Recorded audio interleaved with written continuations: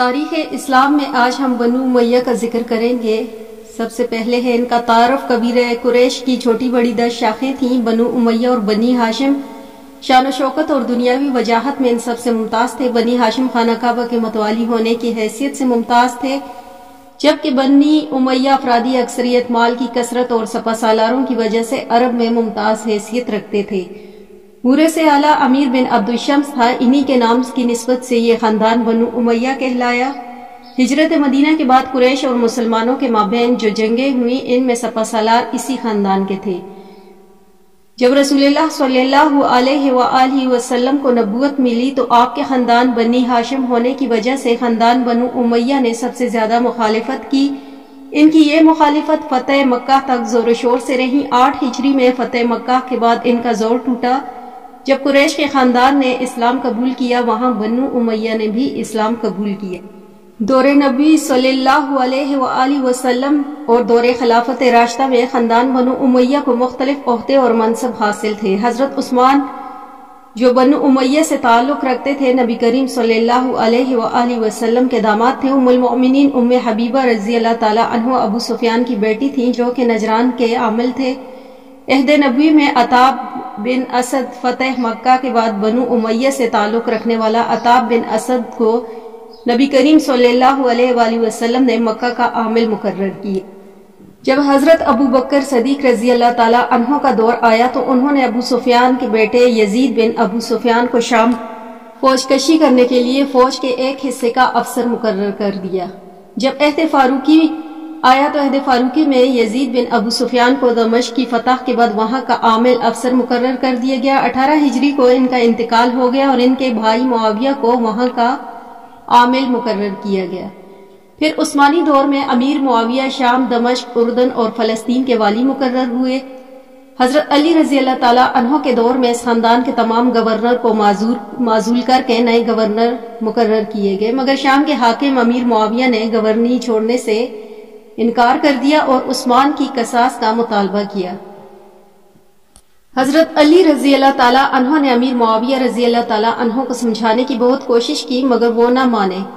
37 ہجری میں دونوں فوجوں کے مابین صفین کے مقام پر جنگ ہوئی تو انہوں نے قرآن مجید کے اوراق کو نیزوں پر بلند کر کے اعلان کیا کہ ہمارے درمیان قرآن حاکم ہے اور وہی فیصلہ کرے گا۔ حضرت علی رضی اللہ تعالیٰ عنہ جانتے تھے کہ یہ جنگی چال ہے، مگر آپ کی فوج نے قرآن کو حاکم ماننے پر زور دیا اور یوں جنگ بند ہو گئی۔ حضرت ابو موسیٰ اشعری رضی اللہ تعالیٰ عنہ کو حضرت علی رضی اللہ تعالیٰ عنہ کی طرف اور عمر بن العاص کو امیر معاویہ کی طرف حاکم مقرر کیا گیا۔ حضرت موسیٰ اشعری سے حضرت علی رضی اللہ تعالیٰ عنہ اور امیر معاویہ رضی اللہ تعالیٰ عنہ کو معزول کر دیا۔ عمر بن العاص نے حضرت علی رضی اللہ تعالیٰ عنہ کو تو معزول کر دیا، مگر امیر معاویہ رضی اللہ تعالیٰ عنہ کو برقرار رکھا۔ حضرت علی رضی اللہ تعالیٰ عنہ نے اس منصفانہ فیصلے کو ماننے سے انکار کر دیا اور امیر معاویہ رضی اللہ تعالیٰ عنہ کے خلاف جنگ پر آمادہ ہو گئے، مگر فوج نے ساتھ نہ دیا اور بہت سے لوگ الگ ہو گئے جو بعد میں خوارج کہلائے۔ مسلسل جنگوں اور شورشوں سے تنگ آ کر حضرت علی رضی اللہ تعالیٰ عنہ نے امیر معاویہ کے ساتھ صلح کر لی، جس کی وجہ سے شام، مصر اور مغربی علاقوں پر امیر معاویہ کی حکومت کو تسلیم کر لیا گیا۔ عراق، ایران اور مشرقی علاقے حضرت علی رضی اللہ تعالیٰ عنہ کی تحویل میں آئے۔ حضرت حسن رضی اللہ تعالیٰ عنہ کے خلیفہ مقرر ہونا تو حضرت علی رضی اللہ تعالیٰ عنہ کی شہادت کے بعد حضرت حسن رضی اللہ تعالیٰ عنہ کو جب خلیفہ مقرر کیا گیا تو امیر معاویہ نے عراق پر حملہ بول دیا۔ حضرت حسن رضی اللہ تعالیٰ عنہ امن پسند اور صلح جو واقع ہوئے تھے، وہ نہیں چاہتے تھے کہ امت میں یہ خون خرابہ ہو۔ حضرت حسن رضی اللہ تعالیٰ عنہ نے چند شرائط پر امیر معاویہ رضی اللہ تعالیٰ عنہ سے صلح کر لی اور خلافت سے دستبردار ہو گئے۔ اب امیر معاویہ یہ تمام ممالک کے خلیفہ تسلیم کیے گئے۔ خلیفہ بنو امیہ کا زمانہ 41 ہجری سے لے کر 132 ہجری تک کا ہے۔ اس طرح انہوں نے 92 سال حکومت کی اور اس عرصے میں کل 14 خلفاء منصب پر فائز ہوئے۔ اس عہد کو 2 حصوں میں تقسیم کیا جاتا ہے، ایک دور عروج ہے اور دوسرا دور زوال۔ دور عروج یہ 41 ہجری سے لے کر 101 ہجری تک کا ہے۔ یہ دور 70 برس پر محیط ہے اور اس دور میں کل 8 خلیفہ گزرے۔ دور زوال کی بات کریں تو یہ دور 102 ہجری سے لے کر 132 ہجری تک کا ہے، اس میں کل 6 خلیفہ گزرے۔ پھر دور عروج کی بات کرتے ہیں۔ امیر معاویہ امی خلافت کے پہلے خلیفہ بنے۔ آپ ابو سفیان بن حرب کے بیٹے تھے، ہجرت سے 17 سال پہلے پیدا ہوئے۔ آپ کا شجرہ مبارک 5ویں پشت سے نبی کریم صلی اللہ علیہ وآلہ وسلم سے ملتا ہے۔ امیر معاویہ نے فتح مکہ کے وقت اسلام قبول کیا اور وفات نبوی تک ان حضرت صلی اللہ علیہ وآلہ وسلم کے ساتھ رہے۔ امیر معاویہ جنگ حنین اور محاصرہ طائف میں شریک تھے۔ آپ کاتب وحی مقرر ہوئے اور باہر سے آئے ہوئے وفود کے تمام انتظامات بھی آپ کے سپرد تھے۔ امام حسن رضی اللہ تعالیٰ عنہ کی دستبرداری کے بعد امیر معاویہ سارے عالم اسلام کے خلیفہ مقرر ہوئے اور اسلامی حکومت کو ترقی دی۔ آپ کے دور میں کئی واقعات ایسے ہوئے جس میں خوارج کے ساتھ آپ کا مقابلہ۔ امیر معاویہ کے تحت نشین ہوتے ہی خوارج نے کوفہ اور بصرہ میں بغاوت کر دی اور خوارج کا ظہور جنگ صفین میں ہوا تھا، جب حضرت علی رضی اللہ تعالیٰ عنہ نے ابو موسیٰ اشعری اور عمرو بن العاص کو حاکم مان لیا تھا۔ خوارج یہ کہہ کر علیحدہ ہو گئے تھے کہ حاکم صرف اللہ تعالیٰ کی ذات ہے، جبکہ کسی کو حاکم ماننا کفر ہے۔ خوارج کی سرکوبی کے لیے آپ نے کوفہ میں مغیرہ بن شیعہ، بصرہ میں زیاد بن امیہ کو مامور کیا اور سخت مقابلہ ہوا اور خوارج کو شکست دی۔ بنو امیہ کے دور کی فتوحات کچھ اس طرح سے ہیں کہ امیر معاویہ تجربہ کار سپہ سالار تھے۔ حضرت عثمان رضی اللہ تعالیٰ عنہ کے دور میں انہوں نے بحری بیڑا تیار کر کے رومیوں کو کئی معرکوں پر شکست دی اور اپنے عہد میں کئی مقامات اور ممالک فتح کیے۔ آپ کے عہد میں ہندوستان میں دو طرف کی فوج کشی ہوئی۔ کابل درِ خیبر، ایک فوج کابل کو فتح کرتی ہوئی درِ خیبر کے ذریعے ہندوستان میں داخل ہوئی، دوسری سندھ کو فتح کرتی ہوئی ہندوستان میں داخل ہوئی اور کئی مقامات کو فتح کیا گیا۔ ترکستان کے علاقے بخارا، سمرقند اسلامی سلطنت کا حصہ بنے۔ شمالی افریقہ میں طرابلس، لوانا اور زناتا کے علاقے فتح ہوئے۔ سوڈان کا بڑا حصہ آپ کے عہد میں فتح ہوا۔ آپ کے عہد میں رومی افواج کو شکست ہوئی اور مشہور جزیرہ فتح ہوا۔ قسطنطنیہ، آپ کے دور میں پہلی مرتبہ اسلامی فوجوں نے رومیوں کی سلطنت کو فتح کرنے کی کوشش کی۔ امیر معاویہ نے پہلی بار اپنے بیٹے یزید کو نامزد کیا۔ اس سے پہلے خلیفہ عوام کی رائے سے منتخب کیا جاتا تھا، مگر امیر معاویہ نے بیٹے کو نامزد کر کے اس کے لیے بیعت لی۔ خلافت راشدہ نے شرعیت اور جمہوریت پر مبنی تھی۔ امیر معاویہ نے مجلس شورا کو ختم کر دیا۔ امیر معاویہ کے دور میں خلیفہ مرکزی حکومت کا سربراہ تھا، جو کسی کے سامنے جواب دہ نہ تھا، جس کی ذات میں تمام فوجی و انتظامی اختیارات جمع تھے۔ پورے ملک کے صوبوں میں تقسیم کیا گیا تھا اور ہر صوبے کے لیے الگ گورنر تھا جو خلیفہ مقرر کرتا تھا۔ فوج کی تنخواہیں دگنی اور فوج کو دو حصوں میں تقسیم کیا گیا تھا۔ امیر معاویہ نے سب فوجیوں کو تنخواہیں دگنی کر دی اور فوجوں کو دو حصوں میں تقسیم کر دیا۔ بحری فوج کی تشکیل حضرت عثمان رضی اللہ تعالیٰ عنہ کے دور خلافت میں آپ نے ہی کی تھی۔ اپنے دور میں اس میں بہت زیادہ اضافہ کیا۔ ساحلی علاقوں میں جہازوں کے کارخانے قائم کیے گئے، قلعوں کی تعمیر، پھر پولیس کا انتظام، پھر محکمہ ڈاک، برید، دیوان خانم، رفع عامہ، نئے شہر آباد کیے، پھر اشاعت اسلام۔ رومیوں کی کئی تعداد مسلمان ہوئی، جس کی وجہ سے پھر امیر معاویہ نے 20 برس کی خلافت کے بعد 60 ہجری میں وفات پائی۔ یزید اول بن معاویہ 60 ہجری میں خلیفہ بنا۔ امیر معاویہ کی وفات کے بعد ان کا بیٹا خلیفہ مقرر ہوا۔ جب امیر معاویہ نے شام کے حکمران تھے تب یزید پیدا ہوا۔ اس کی پرورش شاہانہ ماحول میں ہوئی، جس کی وجہ سے اس کی طبیعت شروع ہی سے عیش پسندی کی طرف مائل تھی۔ اس نے 4 سال حکومت کی اور کوئی بھی تعمیری کام نہ کیا، بلکہ ایسے کام کیے جو تاریخ کے چہرے پر بدنما داغ تھے۔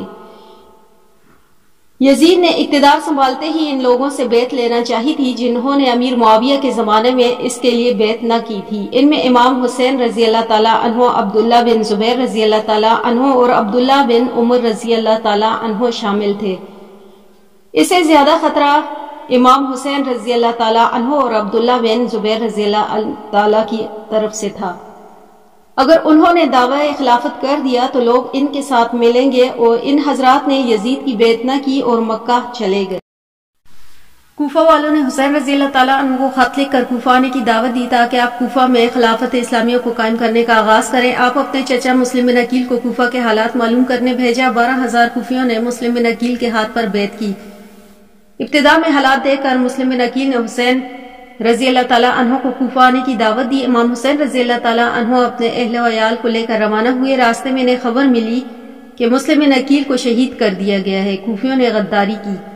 زید بن زیاد والی بھی کوفیوں کے ساتھ ملے ہوئے ہیں۔ مسلم بن عقیل کی شہادت کی خبر آپ کو راستے میں ملی، مگر مسلم بھائیوں نے سفر جاری رکھنے پر آپ کو مجبور کیا۔ حسن بن یزید تمیمی نے حسین رضی اللہ تعالیٰ عنہ کا راستہ روکا اور ابن زیاد کے حکم پر کربلا میں اترنے پر مجبور کیا۔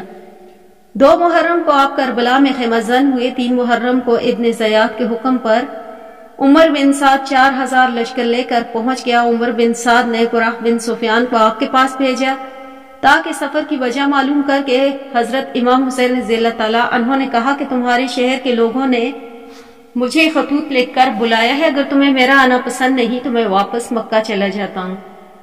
ابن زیاد نے یزید کی بیعت لینے کا حکم دیا اور کہا کہ جو نہ لے ان کا پانی بند کر دو۔ 7 محرم دریائے فرات پر پہرا لگا کر آپ کا پانی بند کروا دیا گیا۔ 10 محرم کو یزید فوج اور حسینی لشکر کا آمنا سامنا ہوا۔ عصر تک امام حسین رضی اللہ تعالیٰ عنہ کے تمام ساتھی شہادت پا چکے تھے۔ امام حسین رضی اللہ تعالیٰ عنہ تنہا رہ چکے تھے۔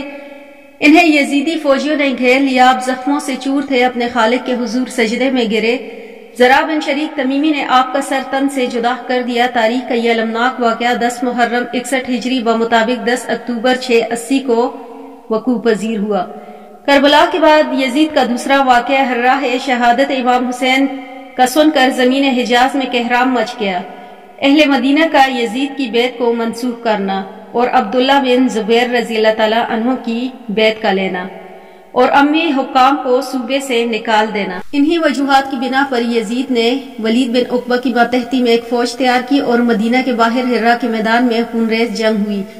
اہل مدینہ کو شکست کا سامنا کرنا پڑا۔ فتح کے بعد مسلم بن عقبہ نے اعلان کیا کہ مدینہ 3 روز تک مباح رہے گا۔ ان 3 دن میں خوب قتل و غارت کیا، جو باقی بچ گئے انہوں نے مجبوراً بیعت کر لی۔ اہل مکہ نے بھی امام حسین رضی اللہ تعالیٰ عنہ کی شہادت کے بعد عبداللہ بن زبیر رضی اللہ تعالیٰ عنہ کے ہاتھ پر بیعت کر لی تھی۔ مدینہ کی بے حرمتی کے بعد یزید کی فوج عبداللہ بن زبیر کی سرکوبی کے لیے مکہ کی طرف بڑھی۔ عبداللہ بن زبیر نے شکست کھائی اور حرم میں پناہ گزیر ہو گئے۔ یزید کی فوج نے خانہ کعبہ پر سنگباری کی، جس کی وجہ سے خانہ کعبہ کی عمارت کو کافی نقصان پہنچا۔ یہ محاصرہ ابھی جاری تھا کہ یزید کا انتقال ہو گیا۔ یزید کے یہ 3 شرمناک واقعات تھے۔ اس کے بعد ان کا بیٹا ہے یزید کا بیٹا معاویہ ثانی۔ یزید نے اپنے بیٹے کو ہی اپنی زندگی میں جانشین مقرر کر دیا تھا۔ یہ نہایت نیک فطرت دیندار شخص تھا۔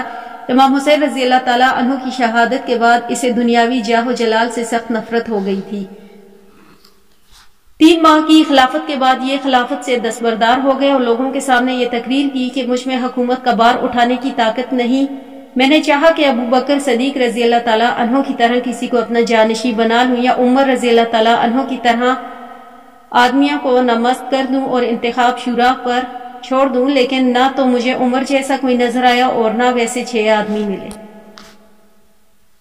کچھ عرصے بعد ان کا بھی انتقال ہو گیا۔ معاویہ کی دستبرداری سے سیاسی خلا پیدا ہو گئے اور خلافت کے کئی دعوے دار اٹھ کھڑے ہوئے۔ آخرکار خلافت مروان بن حاکم اور عبداللہ بن زبیر کی خلافتوں میں تقسیم ہو گئی۔ مروان بن حاکم نے فتح مکہ کے بعد اسلام قبول کیا تھا۔ یہ حضرت عثمان رضی اللہ تعالیٰ عنہ کے حقیقی چچا زاد بھائی تھے اور عثمان رضی اللہ تعالیٰ عنہ کی خلافت میں ان کے سیکرٹری تھے۔ امیر معاویہ کے عہد میں مدینے کے گورنر مقرر ہوئے تھے اور معاویہ ثانی کے بعد ملک کے بیشتر حصوں نے عبداللہ بن زبیر کی بیعت کر لی تھی۔ عبداللہ بن زبیر نے تمام امیوں کو مدینے سے باہر نکلنے کا حکم دے دیا تھا۔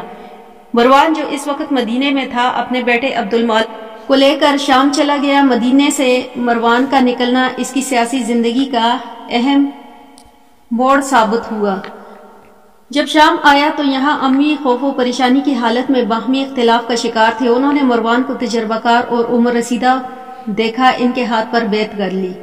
مروان نے تقریباً 1 سال حکومت کی اور ابن زبیر کے اثر و رسوخ کو ختم کرنے میں لگا رہا۔ شام اور مصر سے ابن زبیر کے حامیوں کو نکال دیا اور اپنا تسلط قائم کیا۔ شام کے تمام مقبوضات پر قبضہ کر لیا۔ اس طرح امی اقتدار دوبارہ مستحکم ہو گیا۔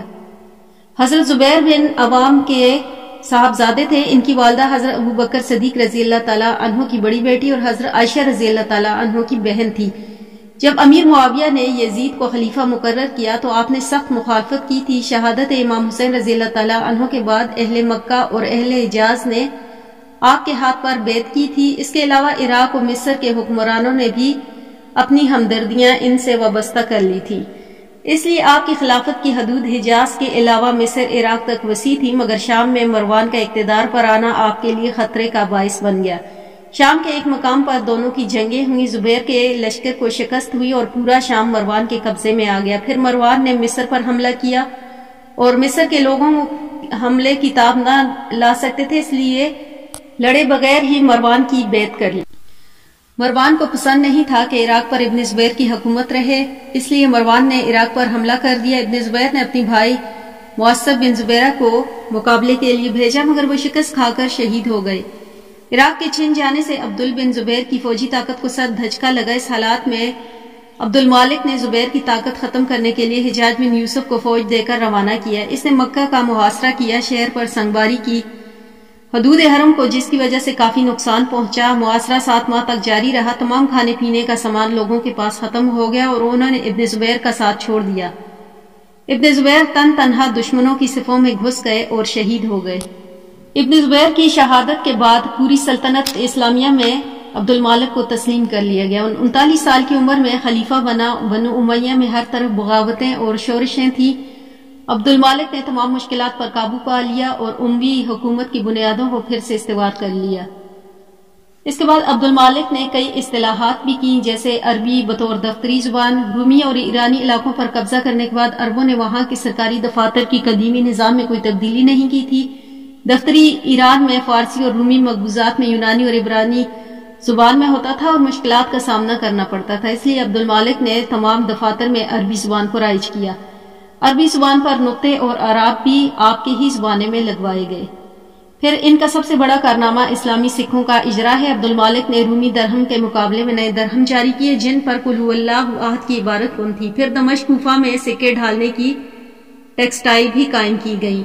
اس کے علاوہ عوامی بہبود اور خوشحالی کے کئی اقدامات بھی کیے گئے، جیسے سڑکیں بنوائے، نئے شہر آباد کیے، خانہ کعبہ کی تعمیر اثر نو کی گئی، خانہ کعبہ پر نیا غلاف چڑھایا گیا۔ 21 سال خلافت کے بعد 705 میں آپ نے وفات پائی اور اپنے دونوں بیٹوں کو جانشین مقرر کیا اور ولید اور سلیمان کو۔ ولید بن عبد المالک خلیفہ بنا۔ عبد المالک نے اپنے زمانے میں تمام مخالفتوں سے میدان کو صاف کر دیا تھا، اس لیے ولید کو اطمینان اور سکون سے فتوحات اور تعمیری کام کرنے کا موقع ملا۔ ولید کے دور خلافت میں وسط ایشیا کی کئی علاقے فتح کیے گئے۔ آپ کے دور میں سندھ کو فتح کیا گیا، اس کے بعد اسپین کو فتح کیا گیا۔ اس کے علاوہ ولید کے بیٹے عباس اور بھائی مسلم نے ایشیائے کوچک میں رومیوں کے خلاف کئی فتوحات بھی حاصل کی۔ اس کے علاوہ ولید کی کئی اصطلاحات تھی، جیسے سڑکوں کی تعمیر، شفاخانے تعمیر کیے گئے، حفظان صحت کے مراکز بنائے گئے، یتیموں کی کفالت کے انتظامات کیے گئے، نابینا افراد کے لیے ایسے ملازم رکھے گئے جو ان کو سڑک پار کرواتے تھے، گداگری کی ممانعت کی گئی، مزدوروں اپاہجوں کے لیے روزینے مقرر کی۔ ان کا سب سے بڑا کارنامہ مسجد نبوی کی تعمیر تھا، دوسرا بڑا کارنامہ جامع مسجد دمشق کی تعمیر ہے۔ ولید کے انتقال کے بعد ان کا بیٹا خلیفہ بنا، یہ شریف النفس انسان تھا۔ سلیمان بن مالک ان کے مشیر تھے، حضرت عمر بن عبدالعزیز تھے مشیر۔ ان کی صحبت میں رہنے کی وجہ سے وہ کئی لحاظ سے گزرے حکمرانوں سے بہتر تھے۔ ان کی تخت نشینی سے امی حکومت کی سیاست اور اصول بدل گئے۔ اس نے خلیفہ بنتے ہی ظالم اعمال حکومت کو معزول کر دیا، مظلوم اور عمر رسیدہ لوگوں کو جیلوں سے نکال کر انہیں امن بخشا۔ سلیمان کی خوبیوں پر پردہ ڈالنے والی جو چیز تھی وہ جذبہ انتقام تھا۔ اسے ولی عہد کے زمانے میں جس سے شکایت تھی وہ اس کے غضب کا نشانہ بنا۔ اس نے فاتح سندھ محمد بن قاسم، جو کہ حجاج بن یوسف کے داماد تھے، موت کے گھاٹ اتارا اور موسیٰ بن نصیر کو ذلت آمیز زندگی گزارنے پر مجبور کر دیا۔ سلیمان کا 3 سالہ عہد زیادہ تر فاتحین سے انتقام لینے اور چند فتوحات میں گزرا۔ اس نے 2 سال 8 ماہ حکومت کی اور 45 سال کی عمر میں وفات پا گئے۔ وفات سے پہلے عمر بن عبدالعزیز اور یزید بن عبد المالک کو جانشین مقرر کیا۔ سلیمان نے عمر بن عبدالعزیز کو اپنا جانشین مقرر کیا تھا اور اسی خلیفہ نے بعد میں بھی حضرت عمر بن عبدالعزیز مشہور اموی فرمانروا مروان کے پوتے تھے، جو آپ کی والدہ عمر فاروق رضی اللہ تعالیٰ عنہ کی پوتی تھی۔ آپ کی رگوں میں فاروقی خون شامل تھا۔ آپ کے والد عبدالعزیز مصر کے گورنر تھے، جس کی وجہ سے آپ نے شاہانہ انداز میں پرورش پائی۔ آپ کی طبیعت شروع ہی سے شاہانہ وقار تھا، نفیس لباس پہنتے تھے، خوشبو کثرت سے استعمال کرتے تھے۔ خلافت کا بار اٹھانے کے بعد آپ کی معمولات میں تبدیلی آ گئی، سب ختم کر کے فقیرانہ لباس زیب تن کر لیا، کنیزوں کو آزاد کر دیا، سادہ زندگی گزارنے لگے۔ آپ نے خلفائے راشدین کی پیروی کرنے کی ہمیشہ کوشش کی۔ آپ کی اصطلاحات کی بات کریں تو حضرت عمر بن عبدالعزیز کا دور خلافت پورے بنو امیہ میں روشن و ممتاز رہا۔ ان کی اصطلاحات دور فاروقی کی یاد تازہ کرتی ہے۔ آپ کو عمر ثانی بھی کہا جاتا ہے۔ اموی حکمرانوں نے ظلم و تشدد سے جائیدادوں کو زبردستی عوام سے لے لیا تھا، تمام خلفاء کی جائیداد ضبط کرنے کے احکامات جاری کیے۔ اس کا آغاز اپنی ذات سے کیا۔ آپ نے اپنی ساری جائیداد عوام کی ملکیت میں دے دی۔ پھر فتح خیبر میں کھجوروں کا ایک باغ تھا۔ عہد نبوی میں اور خلافت راشدہ کے دور میں اس باغ کی آمدنی بنو ہاشم کی ضرورت کی تکمیل اور حاجات کے لیے خرچ ہوتی تھی، مگر مروان نے اسے اپنی جائیداد میں شامل کر کے بیٹوں کو تقسیم کر دیا۔ جب یہ باغات آپ کی ملکیت میں آیا تو آپ نے اسے دوبارہ بنو ہاشم کے لیے وقف کر دیا۔ پھر خلفائے بنو امیہ نے بیت المال کو اپنی حکمرانی سمجھ کر اس کی آمدنی سے خوب تعارف کیا۔ آپ نے ذاتی ملکیت سے نکال کر عوام کی امانت قرار دیا اور وظائف مقرر کیے، معذور اور اپاہجوں کے۔ پھر اموی خلفاء کے رائج کردہ تمام ٹیکسوں کو منسوخ کر دیا گیا۔ اس کے علاوہ خلفاء بنو امیہ نے جمعے کے خطبات میں حضرت علی رضی اللہ تعالیٰ عنہ پر لعن طعن کرنے کی رسم جاری کی ہوئی تھی، آپ نے اس کا بھی خاتمہ کیا۔ آپ نے پورے معاشرے میں اسلامی روح پھونکتی، نماز، روزہ، زکوٰۃ، صدقات کے نظام کو وضع کیا، لوگوں کی زندگی کو اسلامی ڈھانچے میں ڈھالا، شراب، جوا، ناچ گانے کی محفلوں پر پابندی لگائی۔ آپ نے قرآن و حدیث اور فقہ کی تعلیمات اور تدوین و حدیث پر خصوصی توجہ دی اور ارشاد پر خاص توجہ دی۔ آپ نے مسلک میں کثرت سے سرائیں، لنگر خانے بنوائے، یتیموں کے لیے نہریں اور چراگاہیں عام، جیل خانوں کی اصلاح کی، قیدیوں کے ساتھ نرم رویہ اختیار کرنے کا حکم۔ عہد اموی میں ذمیوں کے ساتھ زیادتی کی جاتی تھی، آپ نے ان کی قیمت مسلمانوں کے برابر کر دی۔ ان کے مذہبی حقوق دلانے، قانون کی نگاہ میں ذمی اور